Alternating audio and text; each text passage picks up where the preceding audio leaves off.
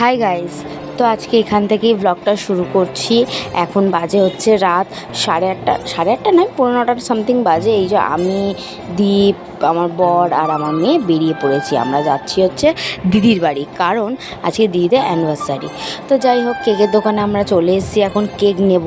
তো একটু সারপ্রাইজ দেওয়ার জন্যই দেরি করে যাওয়া, কারণ নান্টুদা দেরি করে আসবে, তাই ওই জন্যই দেরি করে যাওয়া, তা বলিনি কাউকে। তো এই যে এই কেকটা নিয়ে নিয়েছি, এখন কেক টেক নাম টাম লিখে নিই।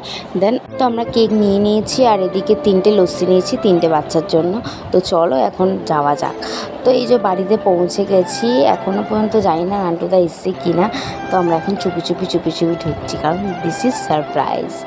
তো এখন দীপ ফার্স্টে ঢুকছে। বাবা প্রচুর অন্ধকার সামনেটা, ওদের দরজা খুলে, ও বাবা দিদিও নেই। তো মিষ্টিকে জিজ্ঞাসা করলাম, বললো দিদি বাথরুমে গেছে। আর এই যে দিদি এসে শখ যে আমরা মানে হঠাৎ চলে এসেছি, মানে ঘরে ঢুকে দেখছি আমরা।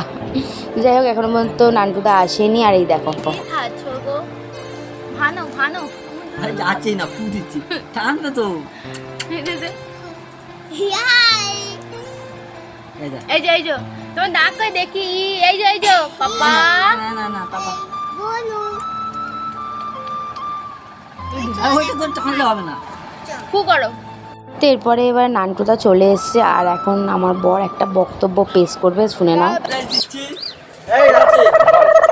বিগত 10 বছর ধরে তোরা ঝড় ঝাপটা, সাইক্লোন, এই কোলন ওই কোলন সব ঝামড়েছি। দুটো ট্রফি, একটা ম্যান অফ দ্য সিরিজ, একটা ম্যান অফ দ্য ম্যাচ নিয়ে এবার দুজন মিলে কাটো ক্যাচাক করে আরো বিগত আরো